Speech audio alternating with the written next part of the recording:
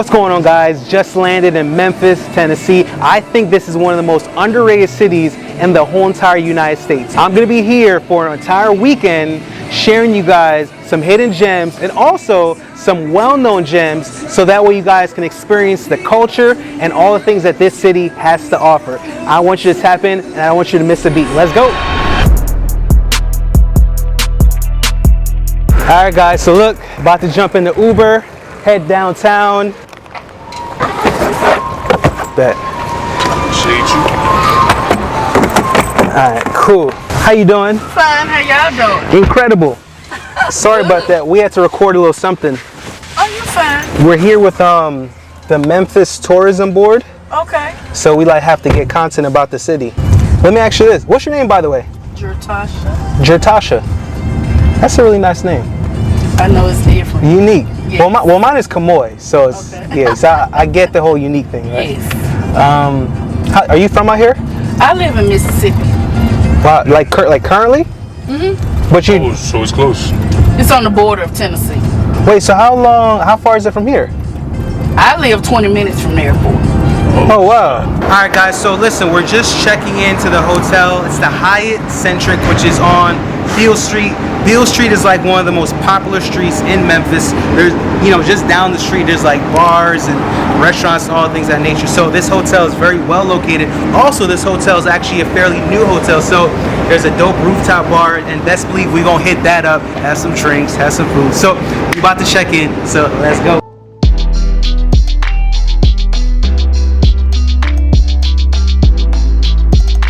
All right, guys, about to check into the room. All right, little wall art there. I like that. All right. Yeah, I mean it's a cool vibe. It's a cool vibe. And then nice view of the pool. Let's see, there we go. Pool view. Hi, what's going on, guys? Here I am outside of Evelyn and Olive, which is a Jamaican and Southern restaurant. As you know me, I'm Jamaican, a yardie, so I'm gonna wanna pull up at one of the best Jamaican restaurants in the city. Now listen, we're about to go inside and partake in all the good food and culture this place has to offer. Check it out, check it out. When you come to Memphis, you absolutely positively want to go here. And let's go. All right, guys, so we just got to, what's this place called? Evelyn Olive? Evelyn Olive, right? And I didn't take a shot yet. But listen, just got to Evelyn Olive. And I met Victoria and her amazing people, right? And it's actually her birthday, right? Now, I just met her, but I said, why not show love and get her a shot, for your birthday, So we're going to do a toast for Victoria having an amazing year and amazing rest of life. And just massive wealth, health, and happiness all over your life. And everybody attached to you. Cheers to that. Don't grind me. First thing on a bowl like me full of gun, heavy clip full of crocodile teeth. So the food is finally here. We got some blackened catfish. That looks good. That looks good. Not too cooked, not undercooked. It just looks right? Then you got a little asparagus on top. Then we got something called jam, which is spinach and I believe with collard greens, and they call it jam. Never had that before. And then you can't forget the fried plantains. That is like the go-to thing that you gotta eat whenever you go to a Jamaican restaurant. And I'm like a plantain junkie. Plantain chips, fried plantain, it could be mashed plantain. I just love plantain, right? I don't know, but. And then also, check out this drink, right? It's called the marijuana. The bartender, hooked it up. She literally just made it nice and fresh. Gave us a couple of those, and it tastes really, really good. Me personally, I'm not really a sweet drink type of person. I like my old fashions and things like that, but it's a good drink, right? So I'm about to dive in because I'm starving like Marvin. So we gonna tap in. Let's go.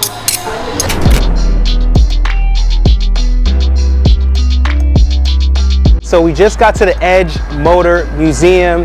This is like one of those known tour spots, but this is a cool place to check out antique cars. So come inside, I'm gonna show you around.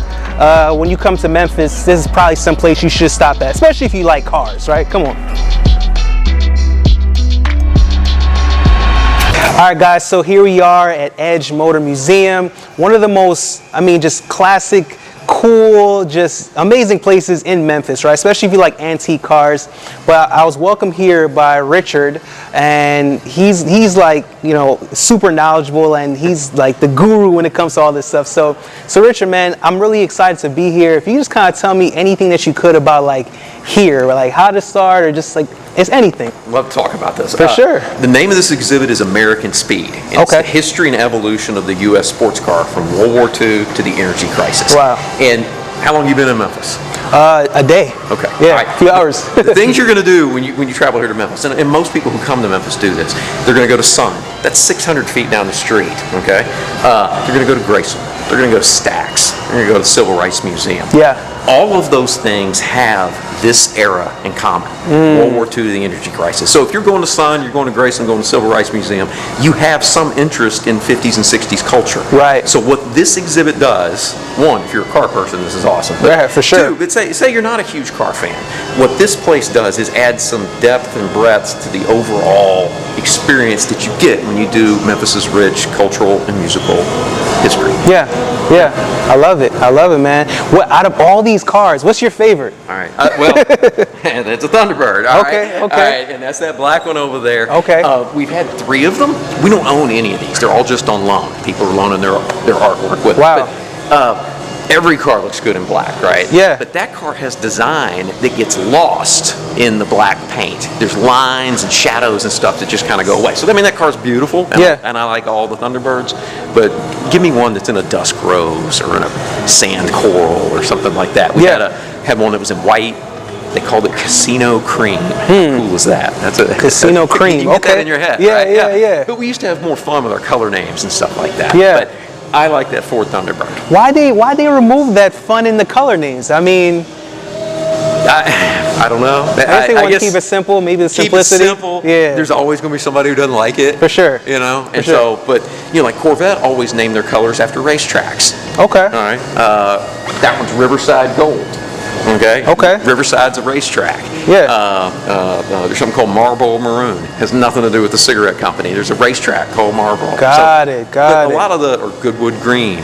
So there's a lot of. I don't know. We didn't take stuff so seriously For sure. when it came to cars like that. Mainly because it was big business, but it wasn't at the same level it is today. Right. That makes sense. Okay.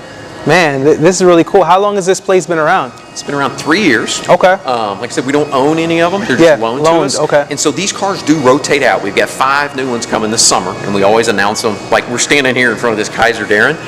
When a new car comes in, we put it under a silk. Everybody gets to guess what it is, and then we pull the silk off, and it's just kind of a cool moment to go do that. We broadcast that live on Instagram. Oh, cool. And all the members get to come here, and everybody applauds and has their wine and cheese and that kind of stuff. It's a fun event. Okay. But cars rotate out within this theme pretty regular. Okay. Last thing, you said something about members. Yeah. So like, there's a membership here, like you can be a member. Okay. You can also just buy tickets. Right. And so we sell tickets. We've got a gift shop, but to make a nonprofit work, you need support of just a local membership base. For sure. And we sent out a whole bunch of more membership renewal letters today. Okay. And so this place is really supported by the folks here in Memphis who just want another nice place for folks coming to town to come and enjoy. Yeah. And I think car people are kind of our own thing a little bit, and we like to share our version of what we call artwork with other folks. This is a way to do it, and I've been really encouraged by how people are willing to share their stuff and support this place. Yeah, I love it, man. It's an Everyone's awesome place. welcome. Yeah. And we've done a lot of this kind of stuff. Yeah. As well. Like today, we had a group, Memphis Travel. Okay. Said, because I asked if you were coming with them, they were from Japan. Wow. And just doing TikToks and all this other kind of stuff. It was crazy. Wow. And I'm like, okay, sure. I don't. But I've always been impressed with the international knowledge base of this era of cars. Yeah. And we tend to do that when something is close to you, you kind of take it for granted. Yeah. And when it's far away, maybe. So we see that with a lot of our international travelers. For sure. You love cars, don't you? I do, since I was a little kid. Since I was a little kid. I can tell. Yeah, that's awesome, man. I can see the happiness and the I'm joy. married. I have 3 daughters, and so I've always, the family's always been really gracious to me about, hey, go have some car time. Yeah, go have some car time. I love it. Go do that. I love it. And so they've been good to me on that. That's awesome. All right, this is a Glasper G2. There's only 2 of them on display in the entire world. One's at the Smithsonian, the other one's right here at the Edge Motor Museum. It's one of my favorite cars on display here. This guy here, it's first generation Corvette, but what's really significant, it's the 318th Corvette ever assembled. That's pretty cool. This guy here, 57 Thunderbird, it's my favorite car. It's got the coolest 3-speed transmission ever. 1959 Corvette. Hey, that first Corvette, we love them. It just, performance-wise, wasn't all there. By 1959, they had put it all together.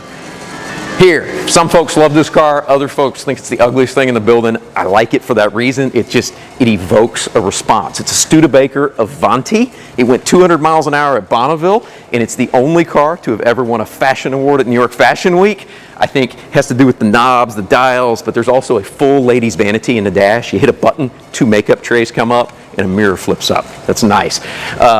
Bloomington Gold award-winning 67 Corvette. They call it the Stingray. You got the big stinger on the hood. This car it's a 99.4 judge car. It's perfect, and that's not my opinion. It was judged that way. It's probably the most valuable thing we have on display. Everybody loves a Shelby. This is a GT 500, spectacular car. It's probably the angriest vehicle in here, next to maybe the 69 Vet we're about to get to. Fastest car in here if you're going top speed. This is a 1969 Ford Talladega. This car won every super speedway race that took place in 1969, 220 miles an hour. It's a big, big car, purpose-built by Ford, and it was really good at what it did. Close to being one of my favorites in here, 1969 Riverside Gold Tri-Power 427 Corvette. It is one mean car. It's probably the best sounding car in the museum. My favorite tidbit is that when the Apollo astronauts came back from circling the moon or walking around on the moon, GM gave them these cars right here. John DeLorean. Everybody knows him for that DeLorean car. Well, you know, he really got his start at Pontiac, and this is the first Pontiac Trans Am. He took the Firebird Trans Am version. This is the only way they came. Nice. Boss 302. This was Ford's response to the Z28 that Chevrolet was coming out with those Camaros. Super rare option is that little bump right there. That's a tachometer. It's just like a heads-up display. Really great car. And then, wow, this may be the other most valuable car in the museum. It's one of 12 built Hemi Challenger convertibles. They just didn't do it. They were so torquey that you needed the roof for the support of the frame and all that, but they figured it out for 12 of them. Then this guy here, it's our newest car. It's a 1954 Kaiser Darren, and it's the only car in the world to ever do this. Pocket door. How about that? That's cool.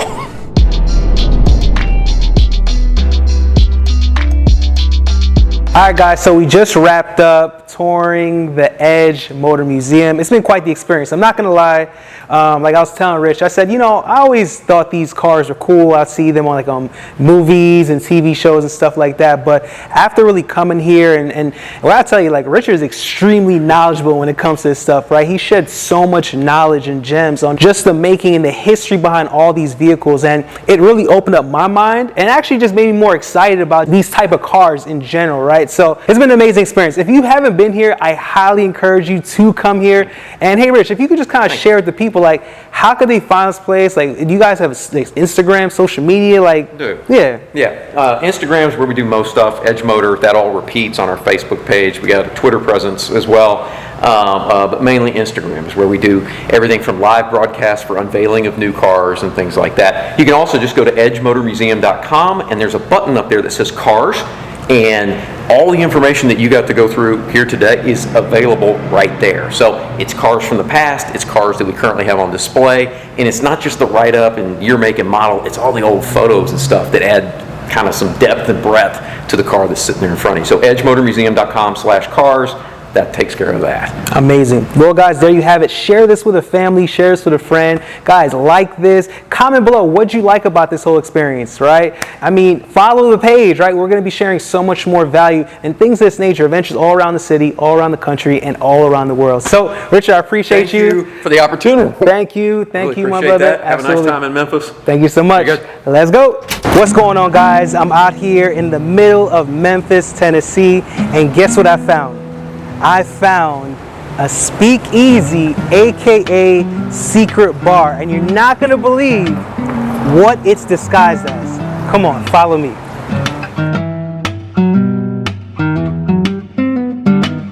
Now, what looks like an ordinary tailor shop where you can get a jacket, right? And you can get that tailored.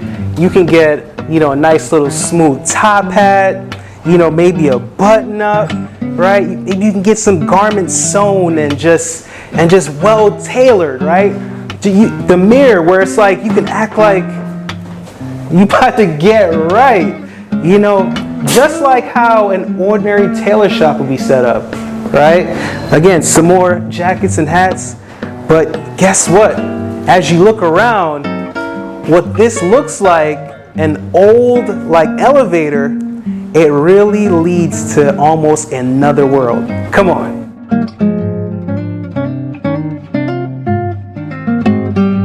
Behind me is the secret bar hidden within a tailor shop. And it's crazy because it's like an old school like tailor vibe, right? Almost like way back in the day. But this bar is modern. You can see the lights, right? The nice little chairs and the colors and the ambiance, right? And it wouldn't be right if I came to a speakeasy and I didn't have, I believe, like the signature of all signature drinks when it comes to a speakeasy, a nice old fashioned, right? And my friend here, what's your name again? Simone is hooking me up with my favorite drink, the old fashioned. Now, I could tell it's good, right? Is it good? It's her favorite drink to make. So I can only assume if it's her favorite drink to make, it's gonna be fire, right? So I'm gonna test it. Damn, that's good. I'm not gonna lie. That's good. That's good. Appreciate you, Simone. It's funny because as the Uber driver was dropping us off, she was like, "What? Like, where is this the right place?" Because she couldn't even tell what it was. Like, she was like, "Where are you going?" And I was like, "No, it's a secret bar in there." She couldn't believe it. In a few hours, because they're literally just setting up right now, there's going to be live music. There's going to be entertainment. It's just cool. And whenever you come to Memphis, you have to come here. Matter of fact, even if you don't even plan on coming to Memphis, you should just come here anyways. Like, let this be the reason that you come to Memphis, 100%. And I've been to a lot of different secret bars around the world. And I got to tell you, this is the first time that I've peeled back the layer of just a secret place. And it was in a tailor shop. Like, who does that, right? That's pretty cool. But, guys, I'm going to have you guys check out the live music shortly, right? But in the meantime, I'm going to enjoy this here old fashioned. And I'm going to see you later. Cheers.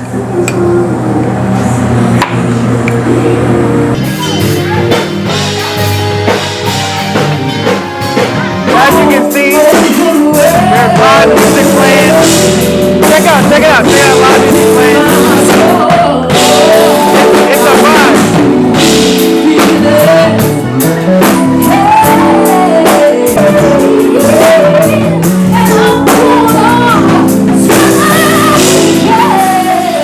Yo, we on the rooftop of the Hyatt Centric out here by Beale Street. Come check it out. I love this rooftop because you got an amazing view, the sunset. Check out the river. That's considered a river, right? That's the Mississippi River. I knew that. I didn't know that, but yeah. So, you know, it's crazy. I travel a lot, but I'm not going to lie. Geographically, I wish I could tell you that I knew. I don't. But yeah, man, the rooftop's a vibe. You got the DJ over here, right? Check out this view. Matter of fact, come over here. Boats, all that. Yeah. That's that good Memphis scenery. So here we are on Beale Street. As you can see, there's a lot going on. All the bright lights, the live music, the bars, the restaurants. You got people riding horses. Like, it's a lot. You got little clubs going on, lounges. There's no shortage of a good time out here. And I gotta tell you, like, Memphis is very unique. There's no other place in the country that I've ever been where it was like this. Of course, every place has like their main strip, but yeah, all that. You know, but it's like, well,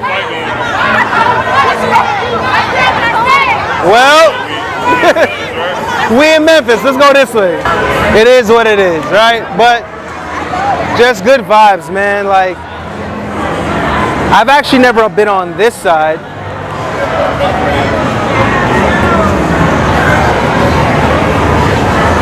This is interesting. Okay, so that's where the Grizzlies play, over here. Yeah, the FedEx. Okay.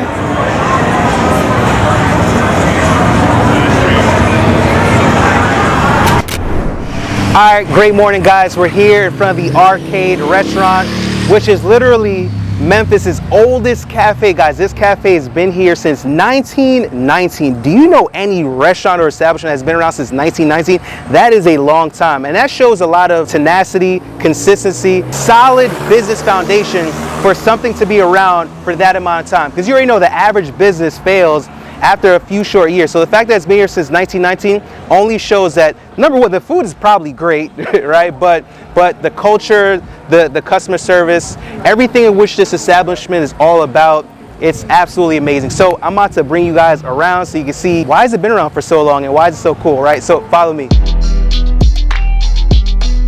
All right, so as you can see, like, it's a very classic restaurant, right? You know what it reminds me of? What was that movie? Will McFly? Back to the Future. That's what it reminds me of. A little bar. And then check out that sign right there. That picture, right? Like, that's how it looked back in the day. All the pictures. Memphis oldest cafe, 1990. About to sit down. Have a bite to eat. You guys are dining in, right? Yes. We're gonna enjoy this place. I mean, obviously, you know, businesses, there's no shortage. Literally just being here for a few short minutes, there's a constant flow of people. Because this is a thing, this is a restaurant that's just, it's world renowned. You know what's so interesting about Memphis I didn't know? It actually attracts a lot of international tourists. I did not know that. People from like Asia, Europe, so on and so forth, because of the musical history, right? And because of that, this is probably part of the reason why this restaurant gets such a constant flood of just guests and tourism, which is awesome, right? So guys, stay tuned. There's more to come. Let's go.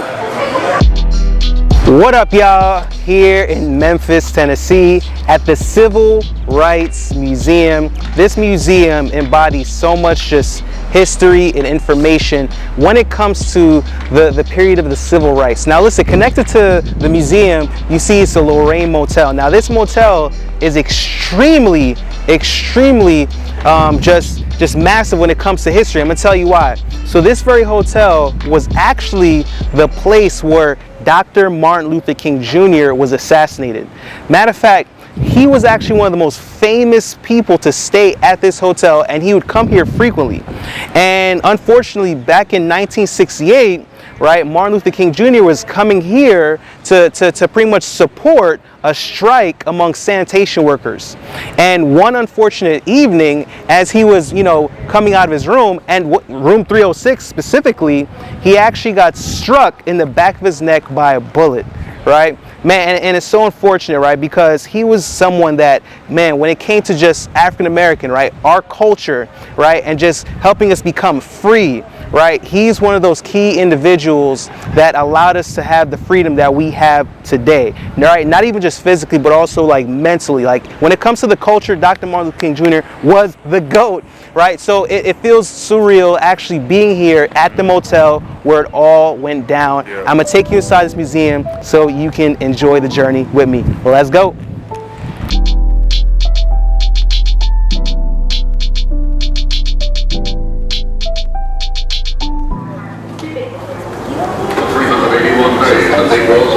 Yo, you know what's crazy? So if you look over there, this is like a bus, right? This is kind of how buses were back in the day. But before Rosa Parks, right, African Americans literally, they had to pay to get on the bus in the front of the bus, but then they would have to leave out the bus and re-enter into the back and then sit towards the back. But then if somebody white wanted to get one of their seats, then they had to volunteer the seat. Crazy. Let's walk on the bus so we can check it out. If you're exactly by this thing, Yeah, so this is how like the buses were. So this is powerful, man. So even like back in the day, like us as people, right, we couldn't just go to a diner and just eat, right? Like if you see on the wall there, it says, "We want the world to know that we no longer accept the inferior position of second-class citizenship. We are willing to go to jail, be ridiculed, spat upon, even suffer physical violence to obtain first-class citizenship." So like a lot of times we wouldn't even be able to get our orders taken, right? Or we would be like ridiculed at just sitting at the table. Sometimes even having like being kicked out and like being forced to go to jail. Like, all right, guys. So this is very surreal, right? We're here, literally standing right out front where Martin Luther King, right? This is the room he stayed in right before he got assassinated, right? That was the doors, or like right out there. That's where he's like the balcony, right? But guys, this is literally the room right here. This is the last place where Martin Luther King spewed his last breath. And he was assassinated right outside this room. It's crazy actually being here.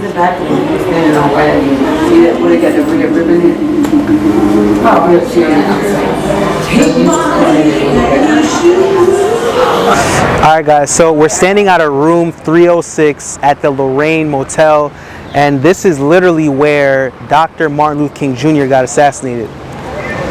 Right outside that room, right? And if you look right across there, allegedly that is where they said the killer was staying. It's surreal because, you know, we read about it, we hear about it, but this is actually the first time that I'm actually here in Memphis at the Civil Rights Museum, actually experiencing it right in real time. And I gotta tell you, like, it's almost like you feel a little of the energy of just being here, right? But so an absolute amazing experience. I gotta tell you this, like, if you've never been here, I highly encourage it. I wish I would have came here much sooner, but hey, maybe this is a sign that you're watching this right now. I would say get here. If you've never been to Memphis, even better reason for you to come. If you've been to Memphis, and if you haven't been here, I definitely recommend you coming back and checking it out, because listen, man, in order for you to understand where you're going, you need to understand where you came from, and history is important, so make sure you tap in.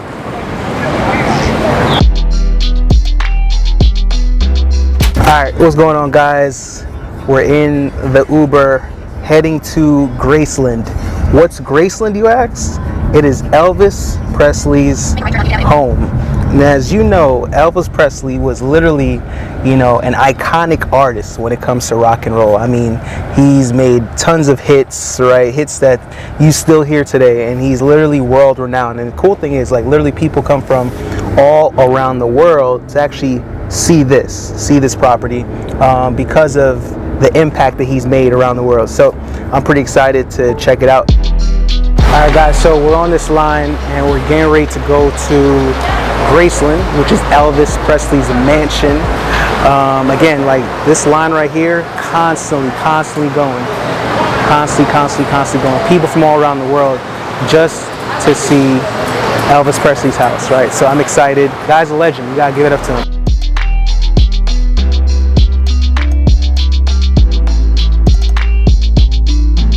We're literally walking through Elvis's house. This man had shag carpets on the wall. OG status. My man had shag carpeting on the ceiling.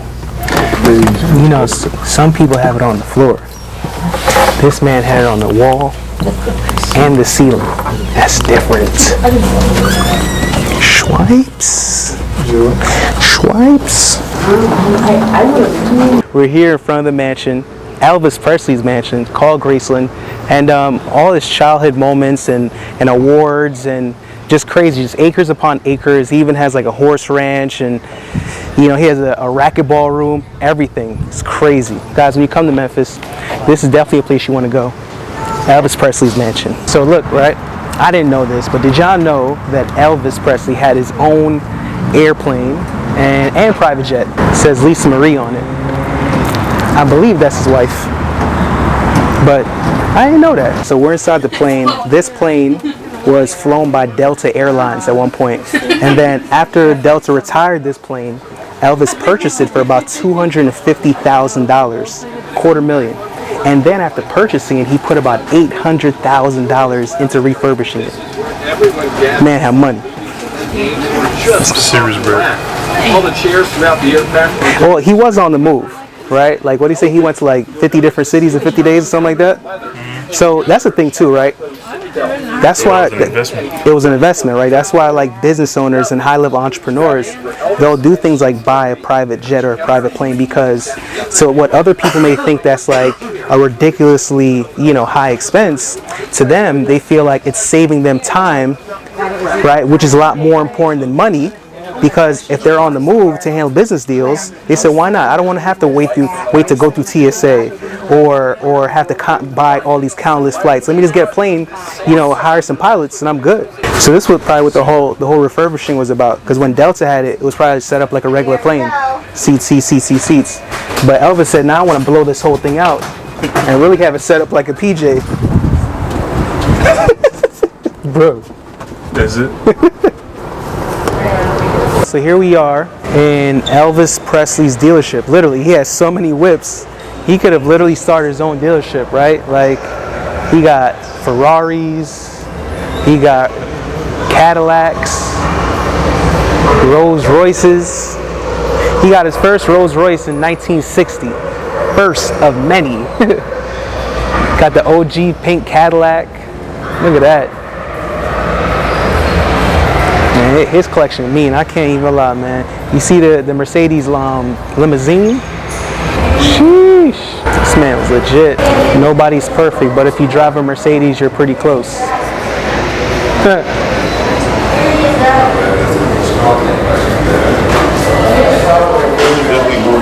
Look at that. That's to be a lot of bread. Like that John right there. Midget race car.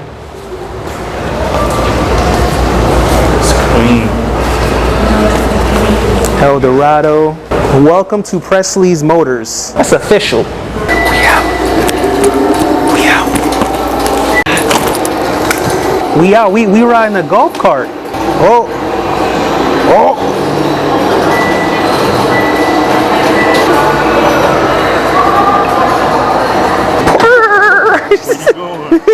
Where you going? We going to Elvis' crib.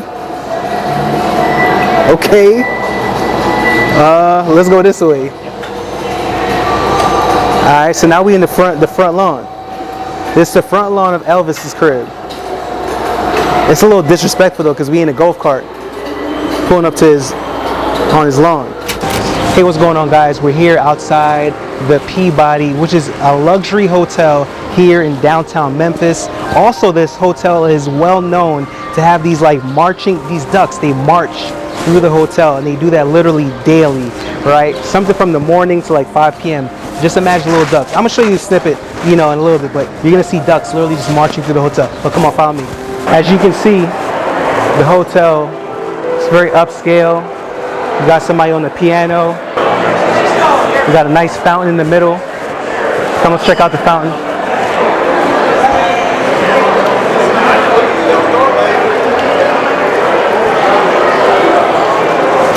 Hey, what's going on, guys? Here at the Tones Juneteenth Gala, about to go inside. Now listen, I'm gonna bring you guys in the event, but just understand, the theme is a little interesting, right? Like what I heard, it might be like Met Gala-ish. You gonna see, let me know what you think about the themes, but come on, follow me, we're gonna go inside. So here we are, red carpet style, Tone Juneteenth Gala. I love it. As you can see the vibe. You see the attire, right? You see that? Y'all look great. Yeah. So they got a couple of drinks, right? Check it out. They got watermelon mule, right? Brandy, watermelon, lime juice, ginger beer. The Jubilee. So I gotta see which one I want to try. I'm gonna do the watermelon mule. I get the watermelon mule? Absolutely.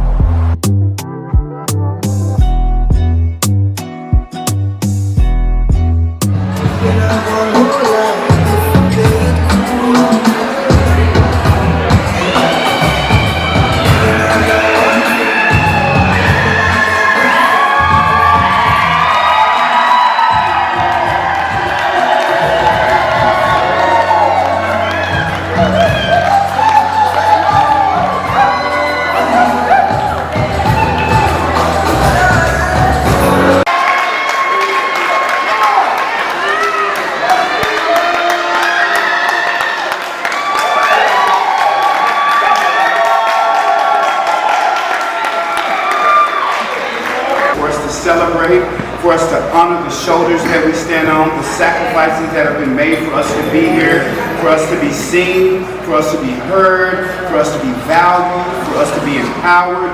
We are just grateful for all the many gifts that we have been given. All right, guys, so here we are. We're at dinner. As you can see, the table is nicely set up, right? Like, check out the whole vibe. The little candlelight, candle holding deal. You know, just the whole decor. I got some okra on my plate, some zucchini, some corn, beans. See the DJs bring the vibes over there, right? Nothing like just like our people. Our people, one place, creatives, entrepreneurs, professionals, under one roof, you know, coming together, exchanging knowledge, contacts, information, because when you get in the room, that's when the magic happens. You gotta get in the room. Because you never know, you're one relationship away from changing everything. But just on top of that, man, like, there needs to be more environments like this. So I'm just happy to be here.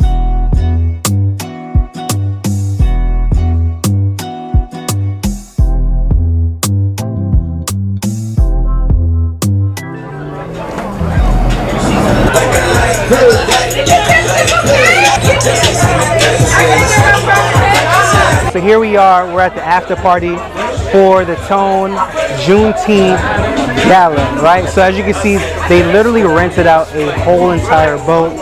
So we're about to vibe out, you know, little snacks right here, you know, the dance floor right here. So the cool thing is, right, like, we're literally on the Mississippi River.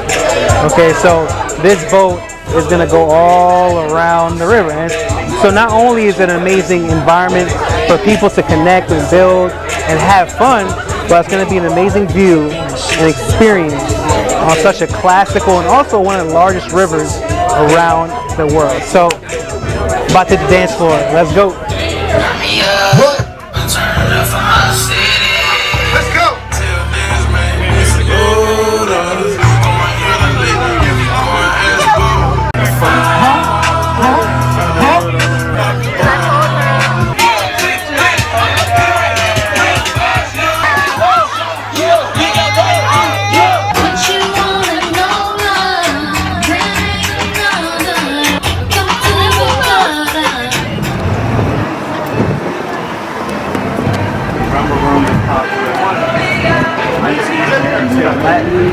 All right, guys, so we're about to go to this breakfast spot.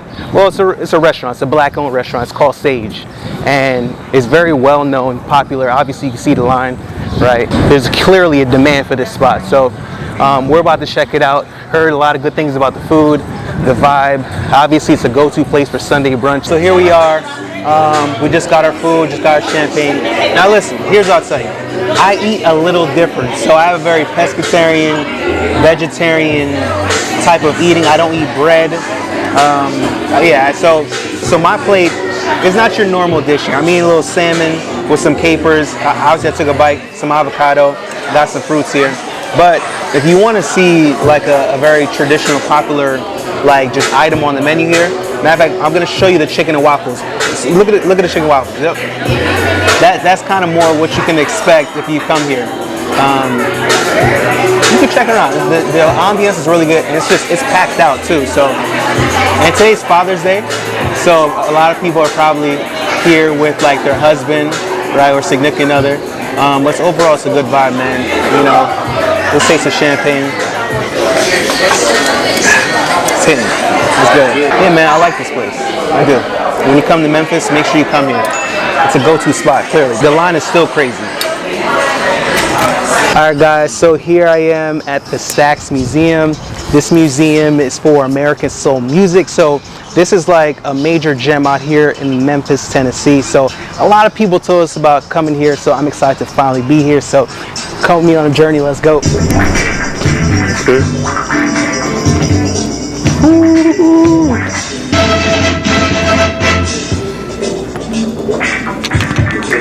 All right, guys, so we're coming into Studio A. Let me show you around. You could just feel the history and the legendary music that was created in this room. All the amazing instruments. Let's see what this is. This is Steve Cropper's Fender. This is Duck Dunn's Fender. He got Ike Turner over there on the wall.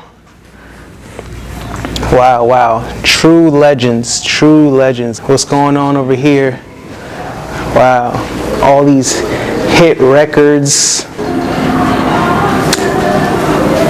I did not know that Stax was responsible or had a key role, you know, in like a lot of just legendary artists that came up in the game. And I also didn't know how much of impact that MLK, his passing, had on music too. Man, his impact, it went across to so many different things. It impacted, you know, politically.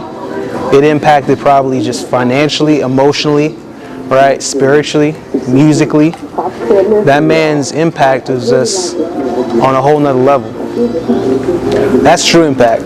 Listen, y'all, so this is a 1972 Academy Award, and this award was actually given to Isaac Hayes. This man was the first African American in history to win an Oscar for music. That's major, man. That's major. That's big, because guess what?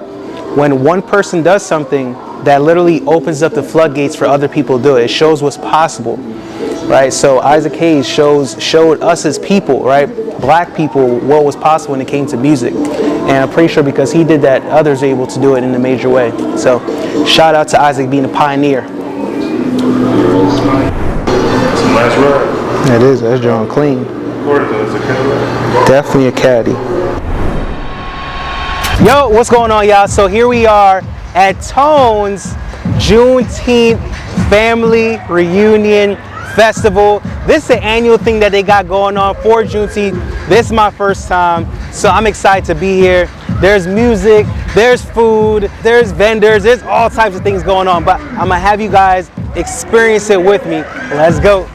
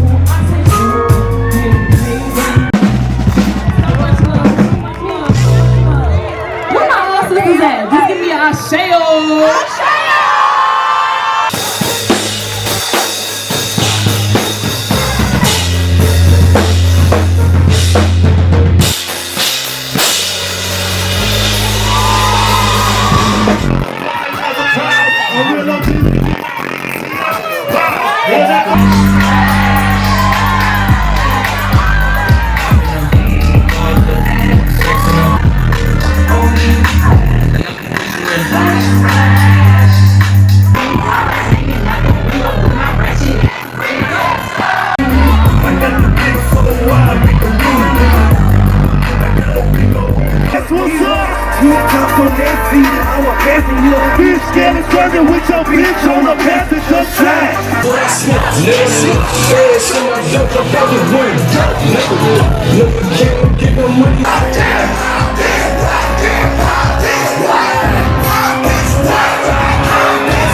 Great morning from Memphis, Tennessee. I'm sitting here with, I want to say like a legend of Memphis, right? we've been rolling around Milton for quite some time since we've been around here, and like everybody knows him. They call him Memphis Milton. Does everybody really call you that?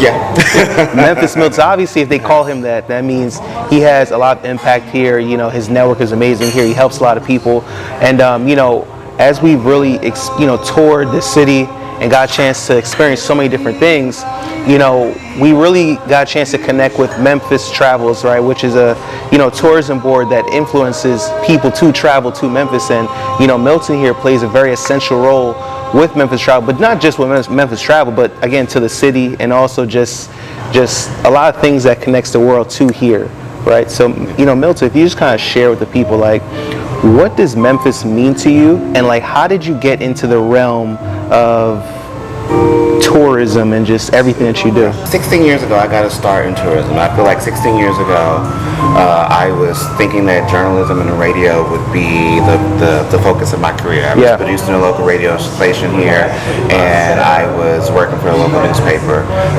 It was a black-owned newspaper, the Tri-State Defender, and through all of that, I was needing extra income while in college and working. And so, on my way to my parents' house, one day I saw at the corner of Elbridge Press and Brooks Road, there was a visitor center, and walked in. I just saw it there, and walked in and applied to be a visitors counselor to make some extra money. Had no idea that it would turn into a career. Had no idea as to, I don't think a lot of black people were educated in the industry of travel. And the potential income that you can make in the travel industry, and even also how fun it is, right, to promote travel, especially if it's a destination like Memphis that I love, and the spaces I've been, that's been my home for my entire life. But so I feel like that's how I got into travel. It's kind of like by mistake, and I can say Memphis has this thing of Memphis happens to you in a good way. And I think when you leave Memphis, you're going to think there's going to be some instant connections that you're going to instantly reflect back to your experience of Memphis. For sure. And the longer you stay here, I think you build that connection. But Memphis is a city of history, a city that had its resilience. It's had its struggles, but it's also resilient. And so we're the home of the blues, where you have those musicians from the Mississippi Delta and Arkansas making their way to Memphis in the early days of Memphis, to Beale Street, and developing the blues here. And then you had the birthplace of rock and roll with a lot of black musicians that were recording at Sun Studios. And you have Elvis that comes along and popularizes it at Sun Studios. And then you have the soul music here at the Stax Museum of American Soul Music, which is where Al Green and then Isaac Hayes, and talks about all those artists that recorded there at Stax Records, as well as Royal Records, which is all in the area of Memphis called Soulsville, USA, which is South Memphis. And Royal Studio, by the way, is still an active recording studio. That's where Bruno Mars recorded Uptown Funk. Boo Mitchell is the son of Willie Mitchell, who's still continuing the legacy there. And so, Memphis music is the foundation of, I think, of how the world first sees us, right? But then there's that history with the civil rights, where we're currently across the street from where we're sitting is where Dr. Martin Luther King Jr. was assassinated at the National Civil Rights Museum. And so you have the history that we've played in American history, and we've played a pivotal part. All right, guys, so listen, we're here at the airport, right? Wrapped up an amazing weekend out here in Memphis, Tennessee. And understand this, guys, we did so much, right? I mean, damn near felt like we toured the whole city from top to bottom, right? That weekend felt like a whole entire week. But also got the opportunity to meet a lot of amazing people, right? Build some good relationships, and really creating opportunities that's going to be available for us in the near future. And that's why it's so important to get in the room, right? Travel. Don't just stay in your own city. Like, go to different places and build those relationships. And here's what I'm going to tell you. The story does not end here. There's so much more ahead. But listen, I got to hurry up and help my guy get his flight situation, right? Because we've been dealing with crazy delays. But that's the thing, right? When you're a traveler and you making things happen, Life isn't always going to be perfect, but it's not about things being perfect. It's about how you deal with things when those things that you don't plan occur, and that's life, and that's true resourcefulness, and that's the key. No matter what happens in life, you gotta be resourceful. So I'm see you guys on the next one. If you're not subscribed to my channel, make sure you hit that subscribe button, hit the like button. Also comment, what was your favorite part of this whole entire story, right? Let me know in the comments, and I'll see you guys on the next one. Let's go.